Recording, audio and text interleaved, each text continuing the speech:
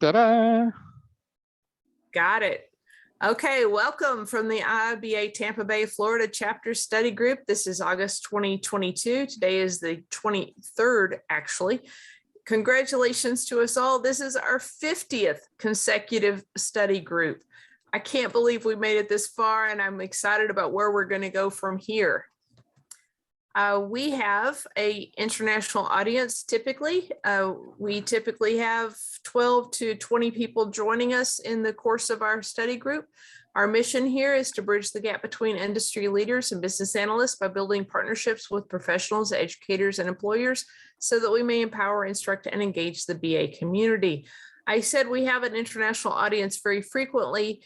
We, as the Tampa Bay chapter, are responsible geographically for the northern half of Florida, but many of our members are from other parts of the world, other parts of the nation. We welcome you all. It's our job to provide education, networking, mentorship, and just camaraderie of the business analyst community. You can reach us in a variety of ways. You are currently attending the BA study group, which is every Tuesday from 7 to 8 p.m. Eastern.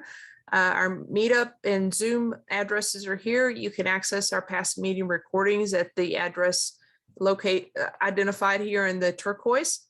We have an IIBA website. We have our meetup site as well, and Facebook, and we have 2 different LinkedIn groups. So you can reach us in so many different ways, as well as through LinkedIn. I told you this is our 50th consecutive group. We have gone through all of the test questions for the study for the BABOK, and then we went on to techniques. I'm in the process of documenting all of those now, as well as who presented them. And we are currently in our professional series. We've had developers, software knowledge, business architecture, knowledge management, project management. And tonight we have Matthew Green joining us to talk about Agile and what a BA needs to know about Agile. We will continue after the professional series and start back on the test questions for the BABOK for those of us who either want to just get deeper into it or want to take the certification tests. Our group is led by a group of volunteers. Cliff, you heard him a few minutes ago. He is our president. Lori's our vice president of finance. Caitlin and Priscilla are board members at large. My name is Thea Raisins. I am the vice president of career and professional development for the chapter. My LinkedIn my LinkedIn address is the best way to reach me if you have any questions, need mentoring, or have specific situations that you're looking for a technique. We do need more volunteers for our board. If you're interested, please reach out. We won't put you to work 100% of the time. You can be a board member at large, or you can take over one of the named roles. Not only does it help all of the BAs in the organization, but it looks really good on a resume, to be honest.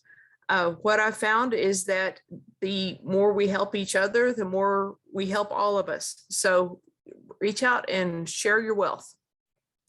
We have online with us tonight Bob Churchill. Bob is has accomplished his CBAP certification, as well as quite a number of other things. He has a website that has articles on a wide variety of information, including things like lean mechanical engineering process, as well as a framework for how to think about a project from a business analyst perspective that's very agile.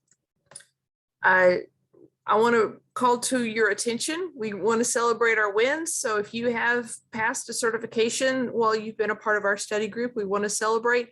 I got a message from Tish Bell last week that she has passed her certification for the CBAP, and she is thrilled. This is her banner from her LinkedIn site. So she's celebrating, and we're celebrating with her. Okay, I'm going to turn this over to Matthew Green. He is the Vice President of Product Development with Torch AI. This is his LinkedIn site. If you want to ask him any questions offline, or you can ask him questions here online. Matthew, I'm going to stop sharing and allow you to share and start your presentation. Okay, thanks, Thea. My pleasure.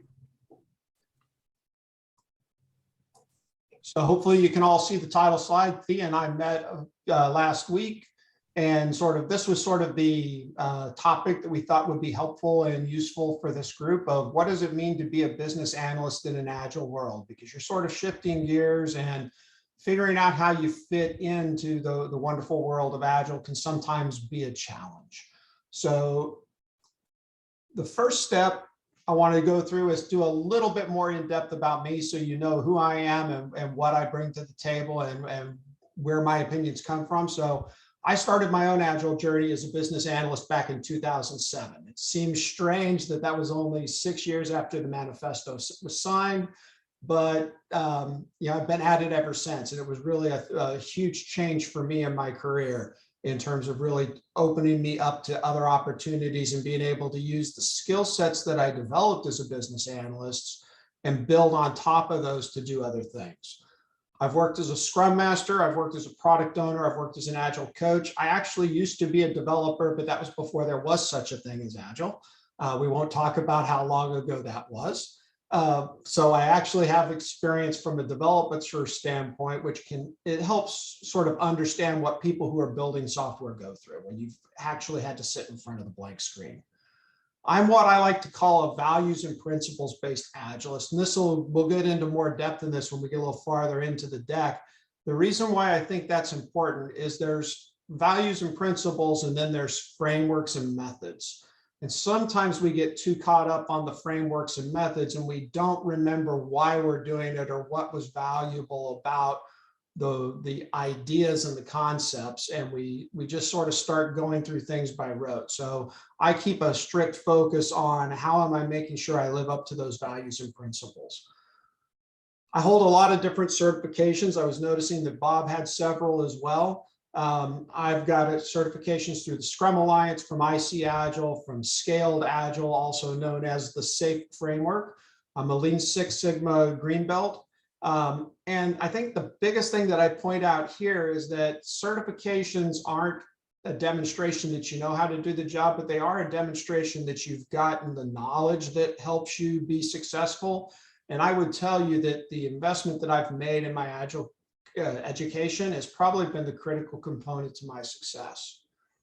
I live just across the peninsula from you. I'm in sunny St. Augustine, Florida, but I work remotely for a startup in Kansas City called Torch AI, where we specialize in taking data that is unstructured and making it structured. So then if I share this deck, I have a hot link to my LinkedIn profile, but that's about me. So Thea told me that some of you have a lot of Agile experience and some of you have almost none. So it made sense to start with what is Agile anyway? And I'll be honest, I don't expect anybody to read the eye chart on the left, but I wanted to put this here to sort of frame things in terms of where Agile came from and what it's grown into. So if you go back in time for a brief history lesson, Agile was founded by 17 guys in Snowbird at the Snowbird Resort back in 2001. They actually had all been working on what they called lightweight frameworks for several years, back into the mid to late 90s. And at the time, there were really only two main methodologies that were really being used at any level of scale. And those were something called extreme programming and something called Scrum. We all have heard of Scrum, but nobody's heard of extreme programming anymore. What's really important here is to show how much the concept of Agile has grown, because people keep building tools and the world has become more complex as we start looking at Agile. So what I want to caution you on is don't get lost in the complexity, because Agile, while it still has all sorts of tools and new ideas that have brought value to it, is still based upon a very simple set of values and principles that, if you pay attention to them, makes the world operate in a good way and actually empowers teams to pick the best way of working for themselves. So what are those values and principles? So there are four main values to Agile, which is and the important thing here is this is more like a teeter-totter than it is we do one thing and not the other. So we value certain things more than other things. So we value individuals and interactions more then we value processes and tools. We still value processes and tools, but we value the other thing more. Same thing with, we want working software over comprehensive documentation. That can sound scary to a business analyst at first, but we'll get into how much of the documentation that we're used to producing actually gets used, and how do we sort of right-size things. And that's what that value balance is about, is producing good, necessary documentation, but not just filling up pages for the sake of filling up pages and never having them looked at again. Because value isn't created until software is actually delivered. We value collaborating with our customer over negotiating a contract. We value responding to change over following a plan. Project managers stumble over that last one because the plan is the thing, but everybody's been in projects where you plan it and then it goes awry, and what you do, you re-baseline it and you sort of start over again. So how really valuable was the plan? It was really that responding to change, but in that way of thinking, changing is very hard and costs a lot. So Agile tries to say, how can we reduce the friction of being able to change so that we can make the right changes so that business value is delivered? One of the things that I talk about that I think is a little different is I'll tell you that I think there is a fifth Agile value that nobody talks much about. And it actually comes from the part of the preamble, which says we are uncovering better ways of developing software by doing it and helping others to do it. What I've learned over the last 13 years is that we didn't figure it all out and write a manifesto. From the earlier subway chart that we saw, we've seen how the concept of Agile has expanded and grown.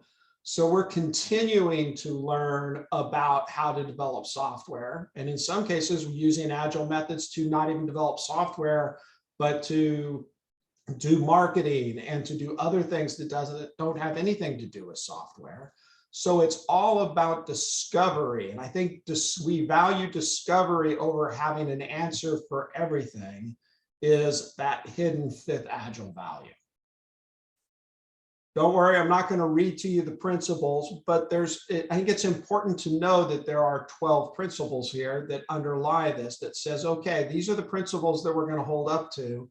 And the ones that I'm going to cherry pick to point out, and we can talk about in more detail in the question and answer period if you like.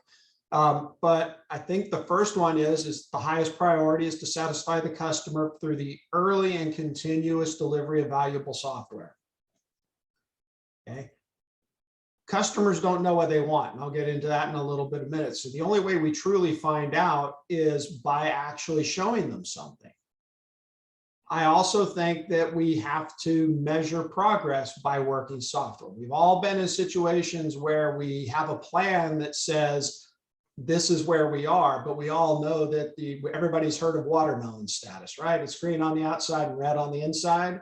And that usually turns into ugly last minute discoveries that nobody wants to hear and fewer people want to communicate. But by keeping a focus on measuring progress by working software means that you're always looking at the product and saying, this is where it is. That's the true measure of progress, regardless of what all the paper documents say. And then I always have to mention my personal favorite one, which is number 10, simplicity. The art of maximizing the amount of work not done is essential. It's so easy to say yes to everything, and it just makes the world more complex and it makes things harder to do. So really focusing on that simplicity really makes things work better for a team. So there's a lot of other thing out there, and I didn't want this to be an Agile 101, but this is the basic concepts of Agile. The best way I can describe to think about it is think of Agile as a mindset. It's a way of thinking. It's not a method. It's not a process. It's 12 principles and 4 or 5 values, depending on whether you buy into my hidden fifth value. And you use those to guide how you approach the work and make good choices for you to deliver success to whoever your customer is. Okay, so now let's talk about the wonderful, wacky world of Scrum, because that's probably the most common implementation of an agile mindset that we see. Scrum technically is a framework.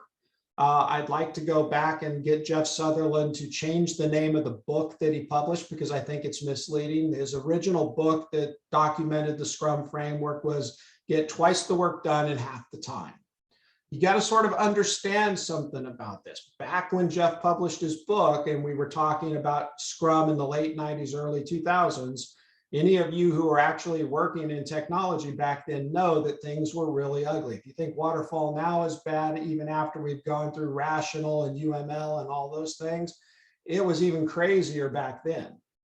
And so what was happening is there were lots of communication barriers. So where he got twice the work done in half the time, it wasn't that he made people develop code faster. It's that he was able to streamline the communication path. So it took a lot less time to communicate between the people who wanted something and the people who were building the thing. And we reduced the time by reducing the amount of communication. There's a lot of belief, though, that says, well, no, Scrum makes you code faster or Agile makes you code faster. That's not the truth. The key thing to know about it, and I'm not going to make this a lesson in Scrum either, but it's probably, like I said, since it's the most familiar method for most people, you've got 3 roles, you got 5 events, you got 1 activity, and you got 3 artifacts. They're all laid out on this lovely little slide that you can go out to the Scrum Alliance website and spend some quality time with should you want to. But the roles are what I'm going to focus on in this discussion, because that's what we're wanting to get to, is where do you as a BA fit in? You'll notice that there's not a BA on there. The 3 roles are the product owner, the Scrum Master, and the developers. So at a very high level, a BA working on an Agile team is one of the developers. They're one of the people contributing to creating the increment. There's other things that we can do as BAs on an Agile team, but that's at the highest level where you fit in. So what are the keys to success working in Scrum specifically and Agile more in general? So you have to know your why. For each of those 5 events that we talked about, you have to understand its purpose. There's a concept out there called zombie Scrum, which I probably should have put a slide in for because it's just such a great term. But zombie Scrum is reading the Scrum guide literally and saying, it says I have to do this, so I'm going through the mechanical motions of doing all of the events without understanding why I'm doing it. You'll see this in a lot of especially enterprise organizations that are trying to transition and transform from a waterfall organization to some kind of Agile organization, because they're treating it as a process and saying, I just have to follow all the steps prescriptively. But if people don't know why they're doing things, then we end up finding ourselves in a place that we never meant to go, because we're just doing the motions, but we're not understanding why the motions are important. So know your whys, understand the purposes of each of those events, and make sure that whatever you and your team are doing is holding to those events. This is where we were talking about customers. Recognize you don't and can't know what the customer wants, because they don't likely know either. You can't experiment and discover it. So I always go back to the Henry Ford quote. Everybody familiar with that? Henry Ford, when he invented the Model T, said, if I had listened to my customer, I'd have built a faster horse. The world has not changed since Henry Ford invented the Model T. Customers tend to behave much better at telling you we know what we want when we see it than being able to describe to you exactly what they want in advance so that you can build it and they'll just be satisfied at the end. So you're far better off discovering customer needs than you are trying to identify them up front. Doesn't mean that you don't spend some time doing that discovery work up front. It's still informative and valuable. Just be careful how deep you go, because that's where you start getting into some wasteful work. Make all your work visible. You can't manage what you can't see. A lot of times, and this is the warning that I give on this, is usually around the Agile management tools, things like Jira or Azure DevOps.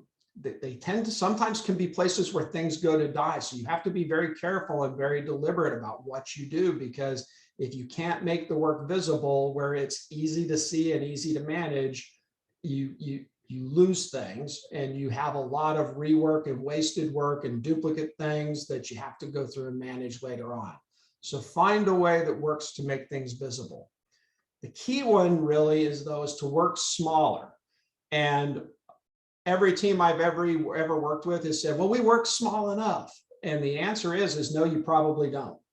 Smaller is safer, smaller is faster. It's less complex, it's easier to design, it's easier to test, and it's quicker to deliver because of that. You're better off taking one big thing and dividing it up into 10 small things and delivering them sequentially than you are trying to just deliver the one big thing. And everybody can always be smaller. Matthew, I'd like to interrupt real quick. Yeah. The combination between the last two that you said, make all work visible and make work smaller. Yep. One of the things I adore about Agile is failing fast, which means try something little to see if it works. If it works, great. If it doesn't work, you don't have to do it. So failing fast is celebrated. Failing is celebrated because it's keeping you from doing work that you didn't need to do. And absolutely, that is a cultural shift for many groups. The idea of pay to fail is just absolutely incredible. And when Matthew talked about the zombie culture, that just shows you that they are very early in their adoption and maturity of Agile. And you're going to watch the maturity change as they get into, it's okay to fail. It's okay to have challenges. It's okay to say we don't have to do this work because it's not as important as the other work. But you can see that after you personally get your own maturity up, you can shepherd other people, other organizations and groups in their maturity. So as he goes through these, you're going to hear some stuff that is like, what does that mean? But he's doing a fantastic job of explaining. So move forward, Matthew.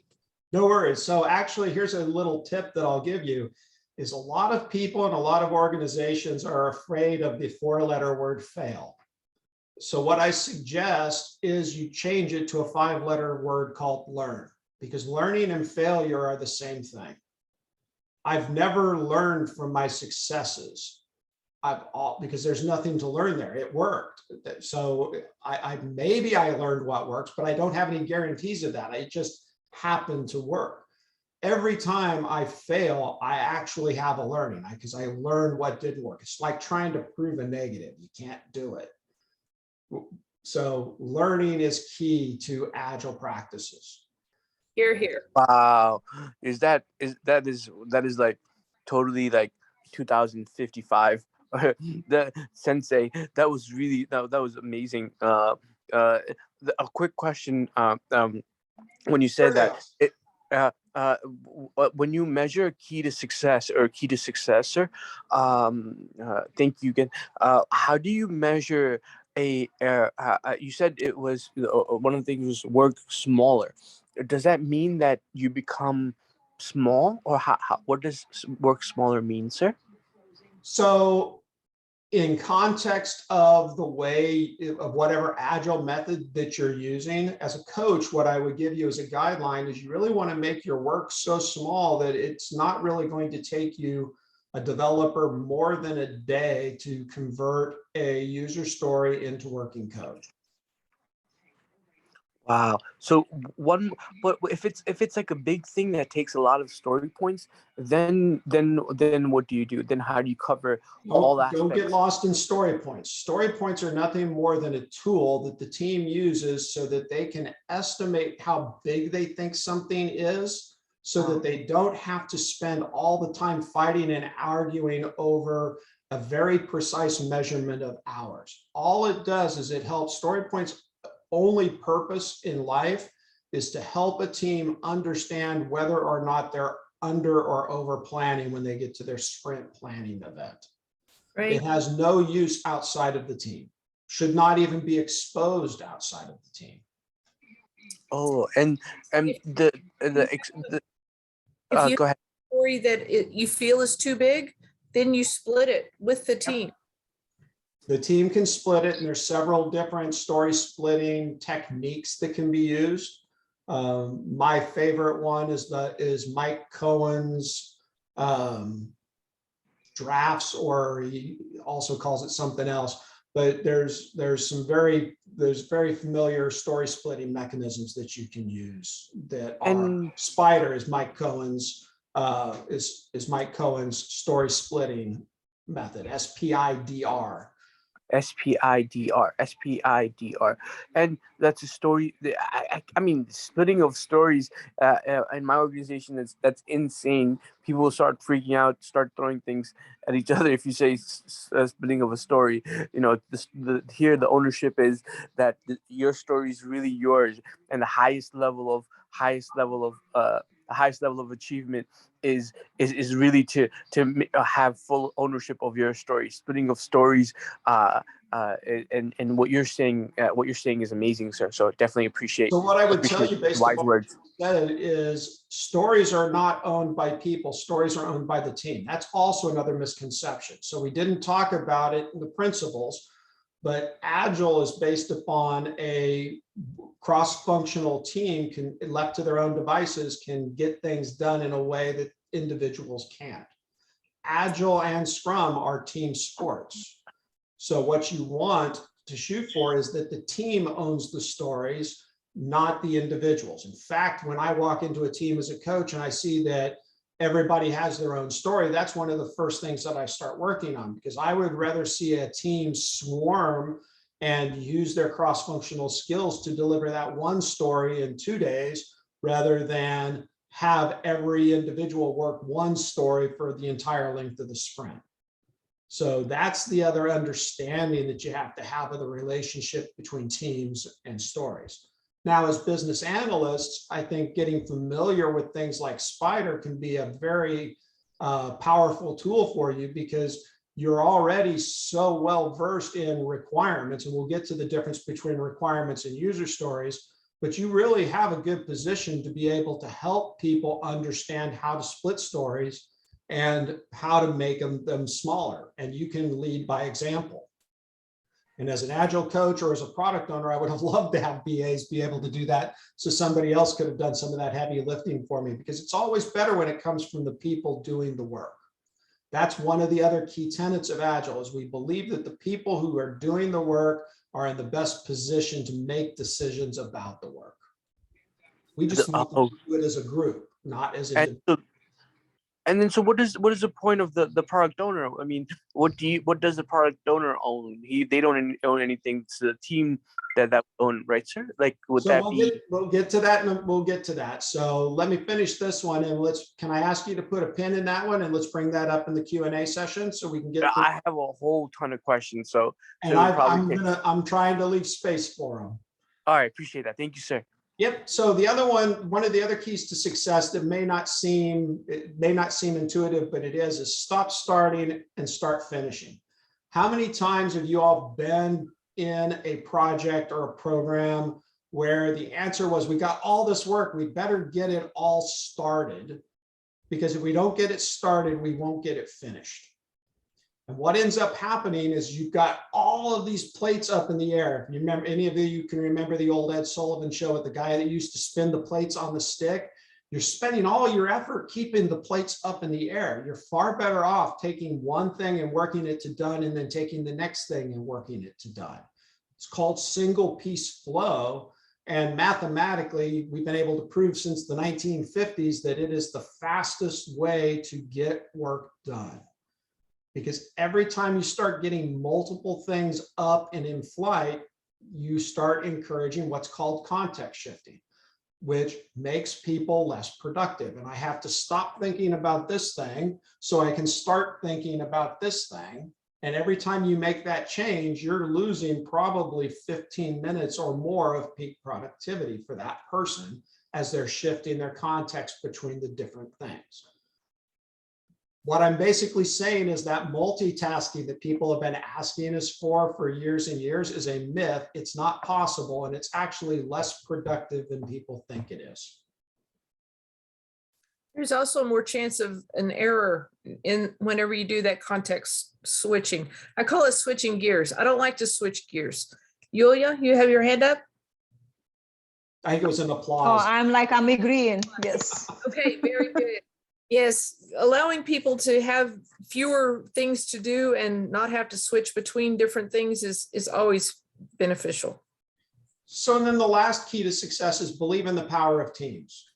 Teams are the real key thing. Teams have always gotten more done than individuals. So believe in it. Not only is it more productive, it's a lot more fun. It's not fun to work in a box by yourself. It's a lot more fun to work with somebody else to build something together. There is a strength in teams that you have people with different experiences and different perspectives, and they can bring it together and do more in a better way than a single person can get something accomplished. Yep, it's called the wisdom of teams is the term that is used to describe that, because a team will be smarter than the sum of its parts. Mm-hmm. So this really sort of gets us to our central point of today is, where does a BA belong in this world? Because there's no defined role for a BA. I'll also point out that you're not alone. Depending upon how you feel about QA, you and the poor QA people have the same problem when it comes to an Agile world. Is in Agile, the team is responsible for their own quality. So there's not supposed to be a dedicated QA group that makes sure that the developers created the software correctly. We expect the self-organizing team to make sure that all those things happen. So just like a BA, the QA person is also on the team trying to figure out what they should be doing while the team's developing. And those two roles aren't as well defined as makes sense as we're trying to make teams out of existing job roles and job descriptions, because you all get lumped into that developer group. So that's one of the first options, is you can be one of the developers.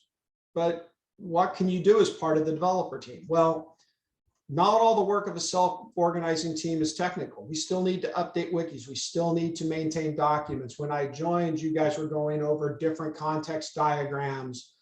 There's still real work to do. Remember back to those values where we said we value working software over comprehensive documentation, but that's the next myth to bust. Agile doesn't say there is no documentation, but that's how it gets understood. Valuable documentation is always necessary. We need context diagrams. We need ping pong charts. We need all of those things so that the team can both build and support the product after it's built. You all already have a great skill set to be able to do some of that type of work in support of the team so that the developers don't have to. So we've also got all sorts of different documentation that needs to be produced. Teams are accountable for their own quality. Everybody can engage in testing. Here's where I think actually the biggest strength of the business analyst is when it comes to Agile teams, is chances are you have more business domain knowledge than anybody else on the developers team. You've been talking to real users. You've been talking to people in the business for years. You know how the business works, and that knowledge is invaluable to the team when it comes to actually building a solution that's going to solve business problems. So you can actually, just like we take programmers and we pair them up so programmers can learn how to write code better, we can pair a BA up with a developer to help transfer domain knowledge, because then our team becomes more cross-functional and more cross-skilled, because domain knowledge is a critical skill for a Scrum team or an Agile team to be successful. You can't, I work in insurance, so I've worked in insurance a bunch. If you don't know how insurance business runs, how are you ever going to write solutions for it? But you all already have a lot of that knowledge in your individual industries, just intrinsically from what you do. So how can you share that with the team? That is how that would be sort of the starter place, I would say, that a BA can start fitting in and helping produce the increment by helping fill the gaps and support the team by doing things that only that a BA is better suited to doing and a developer may not be. Find ways to partner up with your teammates. The next one is supporting the product owner. And that's where we start talking about backlogs, features, and user stories. So you can help the product owner create and maintain user stories for the team to refine and deliver. Teos, this is where your question was, what does the product owner do? The product owner's responsibilities are to maintain the backlog and to prioritize the backlog. Their job is not to write every story in the backlog. I've seen product owners literally burn out trying to do that. Anybody should be able to write a user story. The product owner's superpower is to say no. And they have some responsibilities to the team to make sure that work is ready to refine and refinement, which means that it has to meet a certain minimum standard.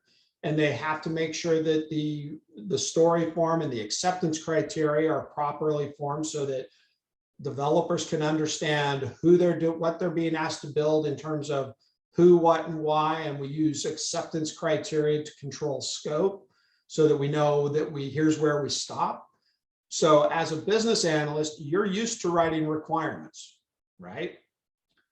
Now, a lot of those requirements, unless it's changed a lot from when I was a BA, look a lot like a bunch of sentences that start with the system shall. Here's the difference between a requirement and a user story. A user story is a reservation for a conversation. A lot of Agile follows a lot of just-in-time principles.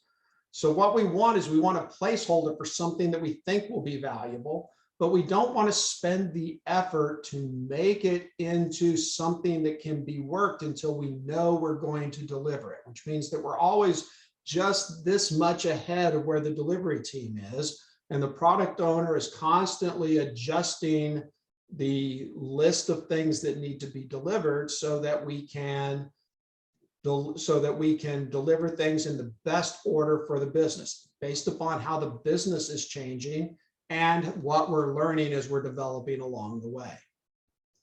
So you guys already have most of the skills necessary to write user stories. It's a simple form. Instead of the system shell, it's as a user, I want something so that I can get something of a value.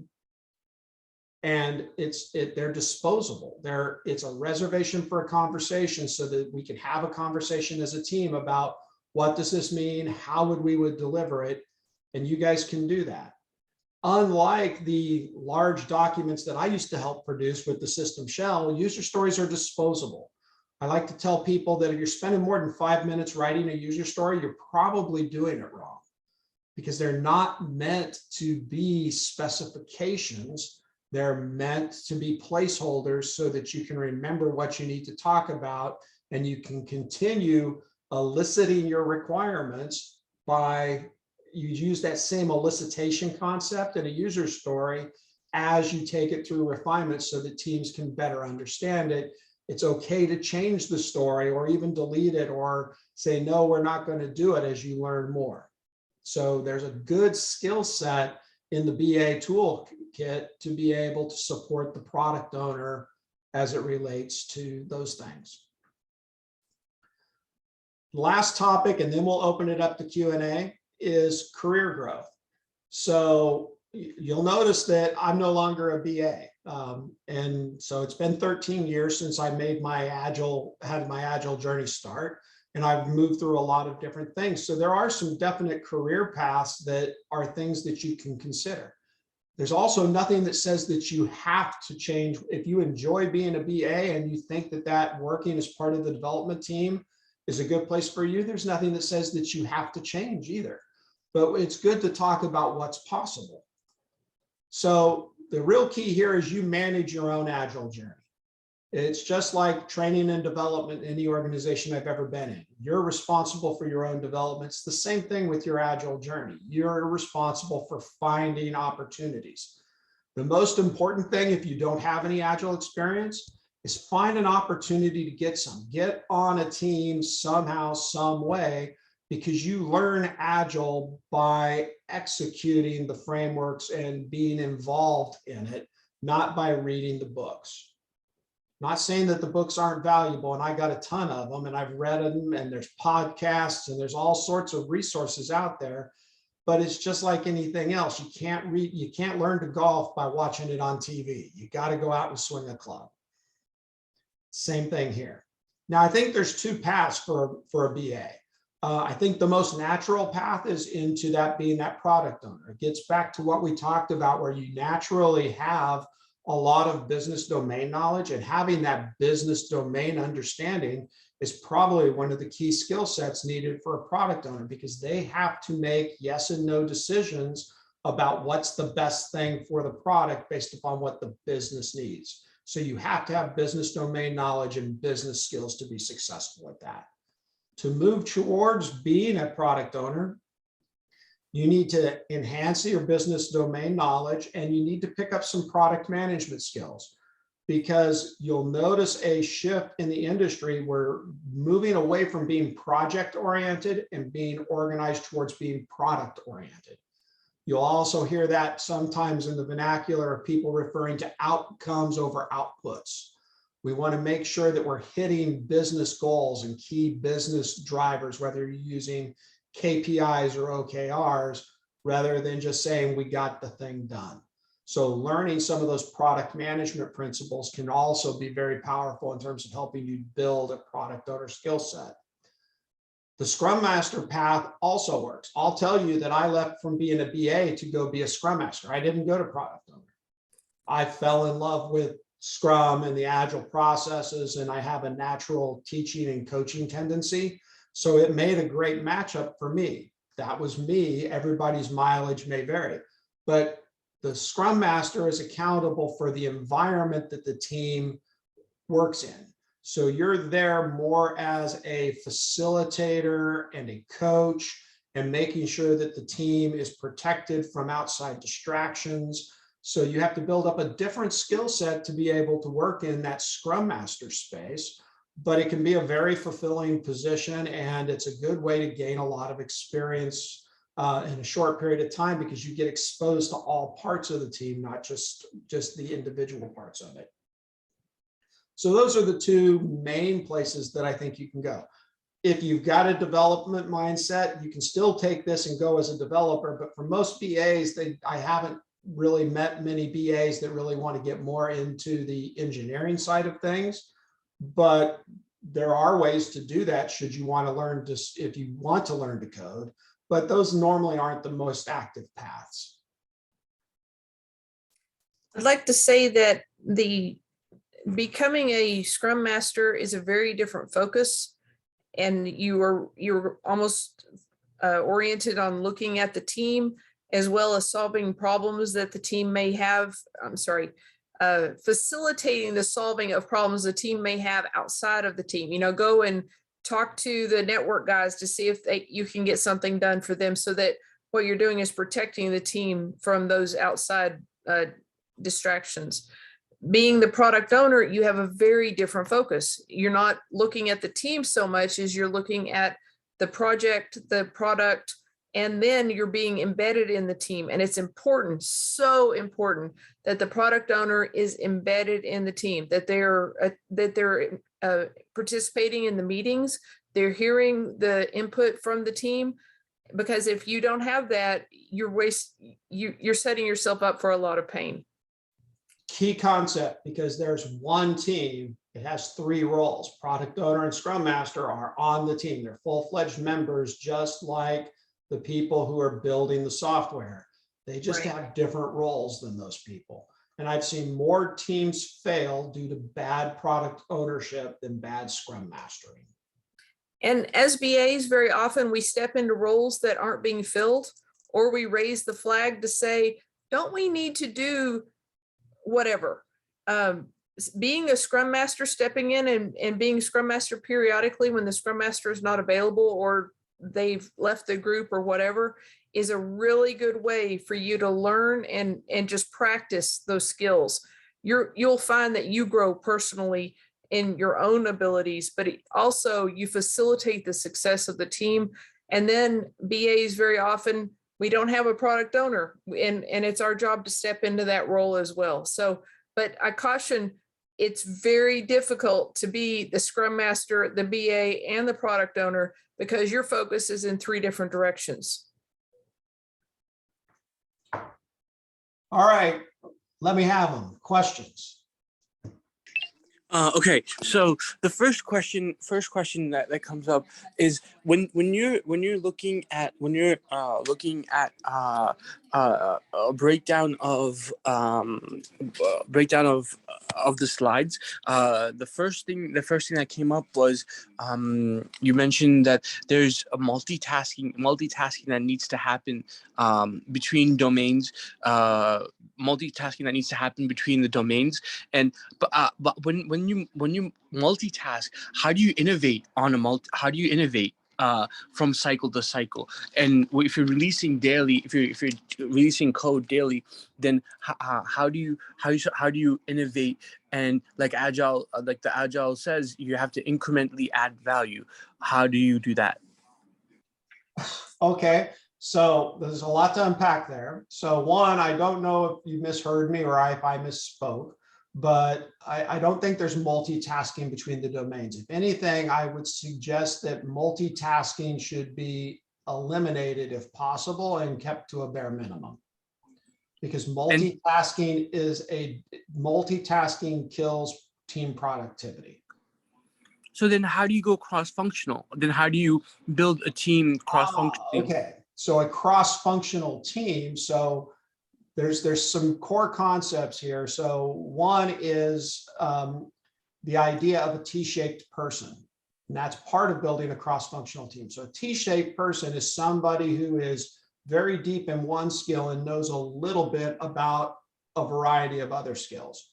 That can be morphed into what we call a pie-shaped person. And I'm not calling it the round one with the pie wedge cut out of it, but the symbol pi for like 3.14, because they're deep in multiple things and then have still those drips coming down the edge. So you want everybody on the team to constantly be learning and developing their own skill sets, but then you want to construct a team or allow a team more, if you can get the permission, allow the team that can construct themselves to say, based upon what we're being asked to do, we need this combination of skills. We may need somebody with Java skills. We may need somebody with React skills. We may need somebody with database skills, and at least have the team be cross-functional, because that creates opportunities to use pair programming and other techniques to work on the individual skills, but making sure that at least one person in the team, preferably 2,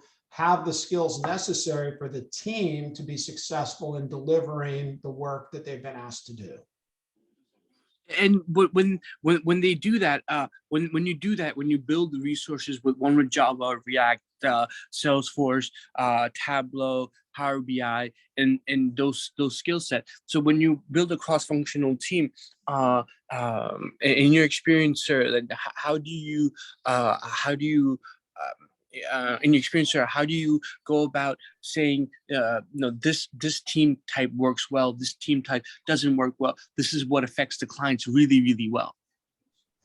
So I think you're going to look back to the product. If I'm understanding your question right, I think you're going to look back to the product owner, because a product owner is responsible, in addition for the backlog, I didn't mention it, they're responsible for setting the product goal, which is saying, this is what we're building. And so you can use that to guide the team to say, if this is what we're building, they're going to have an idea. One of the other principles that we didn't talk about is the best designs and architectures emerge from self-organizing teams.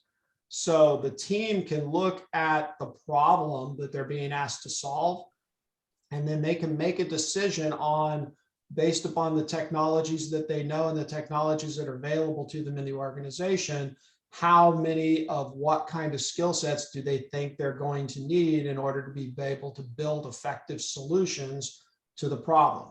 It's sort of a key concept here, is that product owners don't define solutions, they define problems to be solved.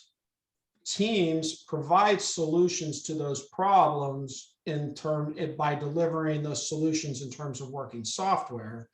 The opportunity for innovation is why we have teams. That wisdom of teams thing is where the innovation comes from, because one person looking at a problem may or may not have an innovative idea. But we've all been in group settings where a problem got thrown out and we all started ping-ponging ideas back and forth. And that's usually where the spark of innovation comes from, is through the collaboration of the full team of what's the best way to solve the problem. Oh, so you innovate on problem solving itself. Then the teams come together to build effective solutions, like you mentioned. But how do you let the teams self-organize? Does it essentially, when you look at a self-organizing team, is that a key that you would mention in the keys to success? Yes. Teams must be self-organizing. It's one of the principles. And an immature team won't know how to do that.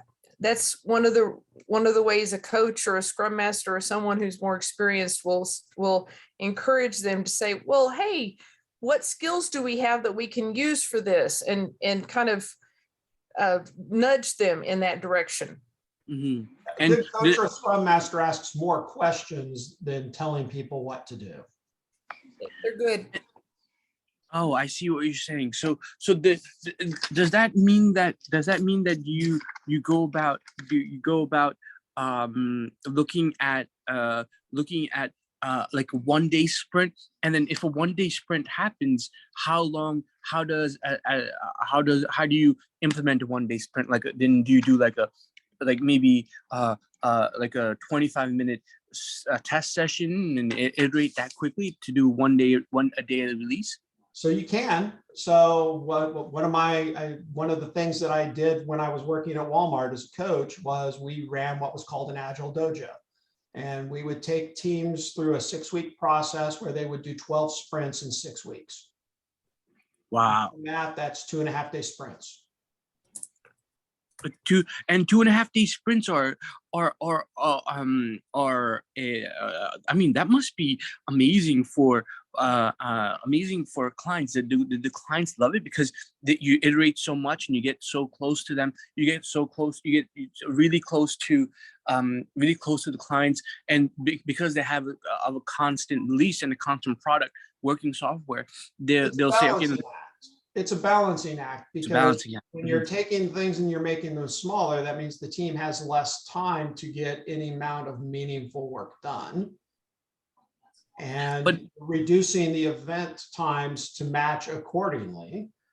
So those event times get smaller. Stand-ups are 3 minutes instead of 15, that kind of thing, right? And so it doesn't necessarily mean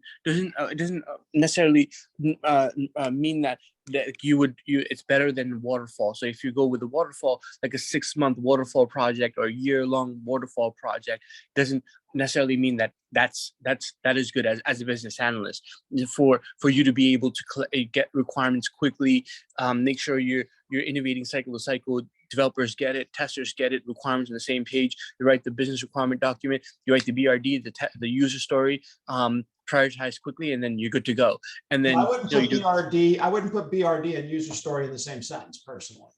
I think that's where the opportunity is I think we all have what we're comfortable with, and we want to bring that along with us. But as we're changing into this new shape and this new metaphor where we're doing more just in time, we have to start getting comfortable with, okay, how do I take what was valuable out of those other ways that I've been working, bring it into this new concept, because we're not defining everything and then translating that into user stories, because that defeats the purpose. The idea behind user stories is to have just enough so that we can wait until right before we're going to do the work to get down to the level of what you're used to with a BRD. Because what we're trying to do is we're trying to minimize the business risk.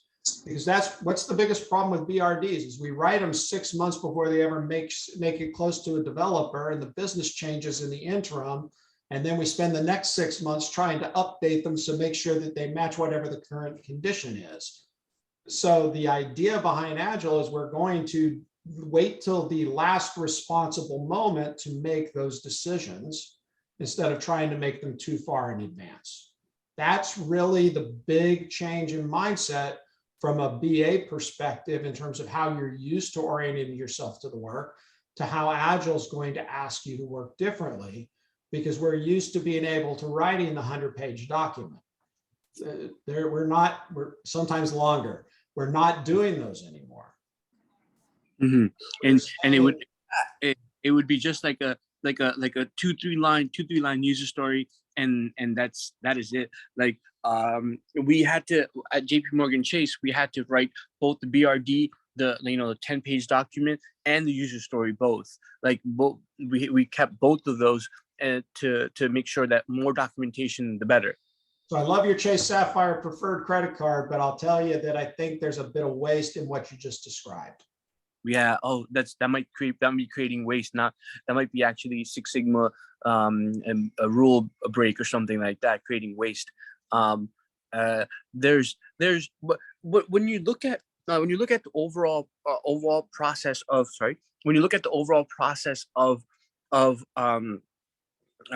overall process integrating, what is the one thing, as we come to a close, what is the one thing that you would say you should pay attention to as a coach, as a teacher?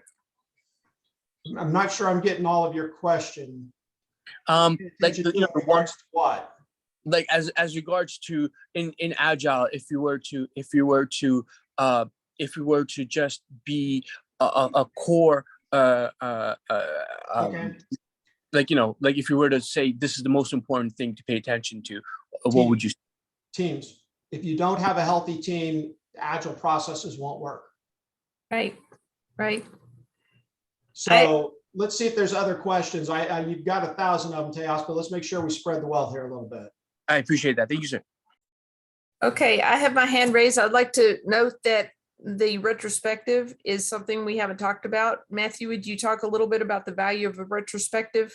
Absolutely. And that was in the Scrum slide, but we didn't point it out. So retrospective is key to healthy teams. The idea behind a retrospective is that a team will take time purposefully on a regular cadence where they can sit and discuss amongst themselves what happened during the last sprint if you're in a Scrum model, so that they can identify where can we continuously improve as a team, and what changes do we want to make based upon what we learned by executing the last sprint, so that we can improve ourselves in regards to people, processes, tools, and improve the way we work and the way we work together. So we're not improving the product, we're improving the team, because continuous improvement is actually the 12th principle of the Agile Manifesto, which says that if we do not take time to focus on continuous improvement, we will not succeed.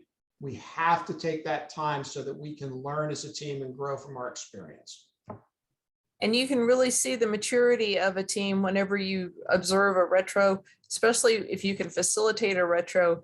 If a team will say, whenever you did this, it caused this impact on me, and people become very transparent, people become very accountable, and it's almost a personal maturity as well as a team maturity that you're watching the shift happen.